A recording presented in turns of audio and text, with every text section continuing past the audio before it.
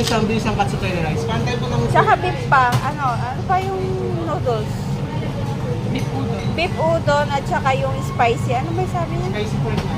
Oo, spicy. Na ba yung ano namin, meal? Rice bowl? 5 na ba?